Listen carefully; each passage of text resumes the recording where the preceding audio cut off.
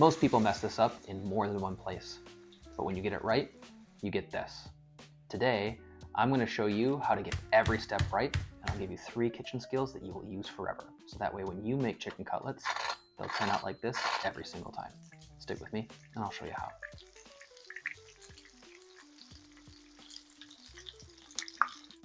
So chicken cutlets, they can be fantastic when done right, and they can be awful when they're done wrong. Nasty breading, super chewy, not pounded out enough, don't taste good, not seasoned well. These are all the things that we're going to show you how to avoid today. We're going to keep this episode packed full of a ton of information for you and show you that even though it might be a seemingly daunting process, once you know how to do it, you'll be able to rip these things out in no time flat. If you stick with us, by the end of this video, you'll have 3 kitchen skills that you'll be using for the rest of your life. You'll know how to properly cut and pound out a chicken cutlet. You'll know how to properly bread cutlets using the standard breading procedure. And you'll also know how to properly pan fry. 3 foundational skills that will level up your cooking in the kitchen, making sure that you are able to not only cook better for yourself, but take care of your family better and eat healthier. So I'm going to waste no time here. I'm going to get straight into the kitchen. I'm going to wash my hands. I'm going to secure my cutting board, and I'm going to meet you there. Skill number 1, making a cutlet. What is a cutlet, you ask? This is just taking a piece of meat, cutting it down into a smaller piece, cutlet, and pounding it out so it is an even layer. This will help evenly season everything. This will also help evenly cook everything.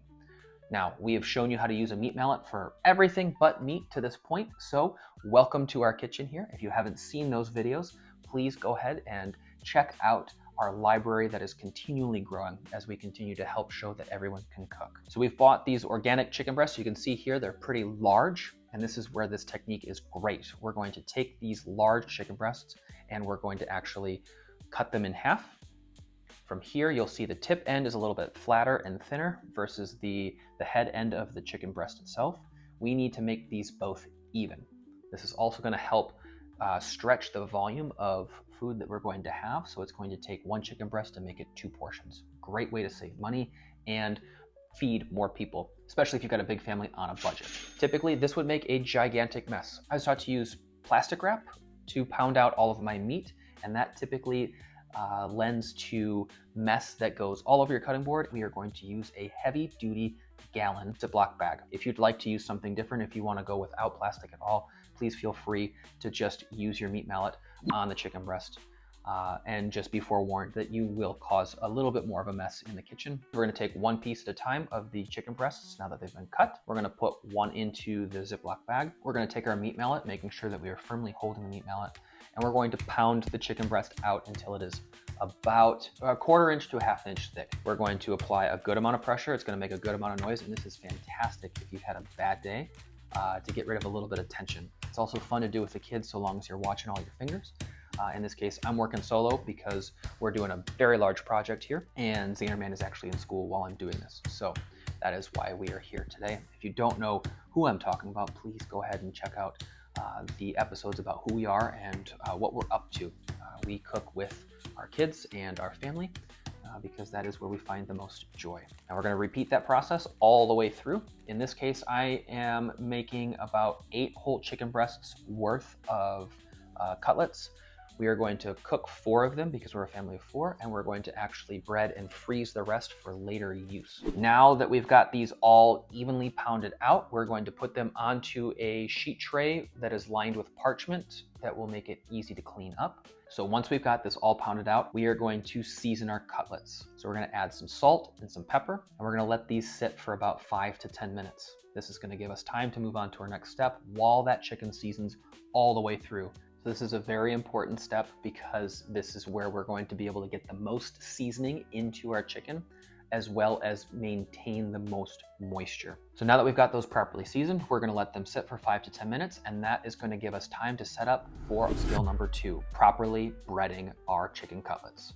So we are going to use the standard breading procedure. This skill is where a lot of chefs and home cooks make the biggest misstep. They rush it, and then they get a crust that wants to just completely slough off of their chicken. We've all had terrible fried chicken where the skin and or the breading just doesn't want to hold on. And I'm going to show you here how to avoid all of that. We are going to set up what we call a 3-stage breading procedure. So we are going to get a couple of 9x13 baking dishes or something similar that you may have at home ready to receive our breading ingredients. We're going to go from left to right here. In the first pan, we are going to add some flour. In the second pan, we are going to add some whole eggs. And in the third pan, we're going to add some panko breadcrumbs. So we are going to season all of it with a little bit of salt. Our breadcrumbs, we're going to add some dried herbs because that's what we want for our final product. So we've got our flour for dredging. Then we've got what we call our egg wash. We're going to mix up our eggs with a fork or a whisk with that salt. And then we're also going to add just a touch of water. Now, this is not a necessary step. This is something that I do personally to help me stretch the egg wash. The main reason we use the egg wash is to add the moisture that will help the breadcrumbs cling, but because the eggs have lecithin and protein in them, they will also help form the bond that will hold that breading on and keep it from sloughing off at the end. The reason we crust things to fry them is to hold moisture inside and make sure that the meat inside is tender and very, very juicy. We're using panko breadcrumbs. They're a Japanese style of breadcrumb. We've spoken about these in previous episodes. These panko breadcrumbs are going to give us the absolute best crunch and crispy outside. Now we've got our standard breading or our 3-stage breading procedure station set up, and we get to go on to breading. So we need a landing zone as well. We're going to set up a sheet tray with another lining of parchment paper for easy cleanup and another resting rack. If you don't have resting racks, that's fine. This is just another one of those steps that I use to ensure that moisture doesn't build up and cause the crust to go soggy. One last tip as we go, this is a 2-handed process. So we are going to keep one hand for dry and one hand for wet. This is a mistake that I have made many, many times as a young cook and still sometimes make the misstep when I get a little bit sidetracked. So I'm going to show you here how to properly keep your hands where they belong as we move. So we're going to work left to right. We're going to take one of our cutlets that's been properly seasoned, and we're going to dredge it or move it back and forth inside of the flour mixture. So now that we've got that properly dredged in the flour, you can see here, we're going to knock off the excess or loose dust, and then we're going to move it into our egg wash. Here is where we're going to use our wet hand. From here, we're going to drop that into the panko, and then I'm going to go back to using my left hand, my dry hand, and we're going to dredge that in the panko breadcrumbs. As we go, we're going to lightly tamp down or push down on the breadcrumbs so that way they have all of the ability to stick and hold. Shake off any loose, and then we're going to put it onto our sheet tray. And there you have it. You have properly done a 3-stage standard breading procedure chicken cutlet. That skill is the same no matter what meat or vegetable you're using. We're going to repeat the process until all of our cutlets are done. So now that we've got our chicken cutlets properly breaded, the last and most important step on this is to let them sit. These need to sit for 5 to 10 more minutes, so that way the gluten can completely form. We're gonna move on to skill number 3, properly pan frying. Different from deep frying. Deep frying, you completely submerge your food item in fat. We are actually gonna do what is called a pan fry. So we're gonna get a nice size skillet. This would be great to use a cast iron if you've got one. We are using a 14-inch hex-clad skillet or frying pan. Go ahead and use whatever you've got that's going to allow you to do the work without overcrowding your pan. Now, for pan frying, traditionally, you're going to use between 1/4 inch and 1/2 inch of oil. So we're going to get our oil on to a medium-high heat.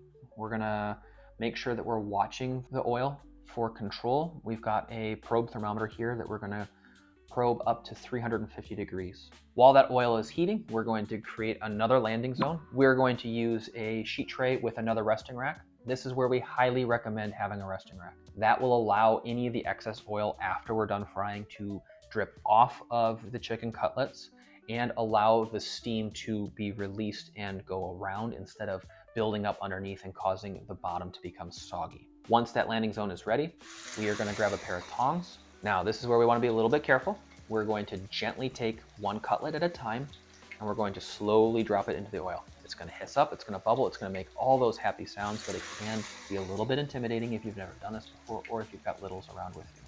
Please just be careful. Key step here is to not overcrowd your pan. Our pan can handle 2 at a time, and that's all we're gonna do. The process is gonna take as long as the process takes, so long as you don't overcrowd your pan.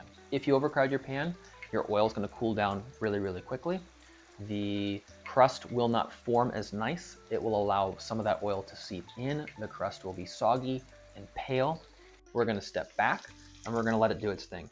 This will only take a couple of minutes, and you're looking for some color to form. You can see here the difference between the top crumbs that are uncooked and the ones that are in the fryer oil. That is when you are safe to turn the chicken. From here, we're going to gently take one at a time, flip it over, and run the same process on the next side. This will only take a couple of minutes per side. To be safe, chicken should be cooked to at least 160 degrees Fahrenheit. It can go a little bit higher if you'd like, but that makes sure that all danger is out. So we're going to use our probe thermometer again and just go in gently into the chicken breast, making sure we don't pop through the other side because we'll get a false reading. And we're looking for anywhere between 160 and 170. Anything beyond that, you run the risk of overcooking things, and that's where you get either a burnt crust or a very dried out chicken. From here, we're gonna take that chicken breast out. We're gonna put it onto that landing zone of the resting rack on the sheet tray, and then we're going to give it one more final seasoning. You have about 30 seconds after a fried item comes out of the oil for the salt to want to stick. Anything after that, the salt's just gonna fall off. And there you have it. 3 skills. You have properly pounded out, properly breaded and seasoned, and properly fried chicken cutlets. We're gonna take this one step further, and we're gonna add some parsley and caper brown butter and a squeeze of lemon over the top, a little bit of salad, and we're gonna have a fantastic dinner. Thank you for sticking around. We hope that this has helped. Please let everyone that you know, friends, family, anybody you randomly meet on the street, let them know what we're doing here, that everyone can cook, and we're here to show you how. Go ahead and drop us a like and a subscribe. If you want more like this, hit that bell notification so the next time we come up with an episode, you'll be the first to get it. If you want any of the equipment that we've worked with here in the show, we will link that all down in the show notes, so that way you can go ahead and grab those links, head on over to Amazon, and at no extra cost to you, pick up that equipment so that way you can follow along. So until the next one, we'll see you. Bye.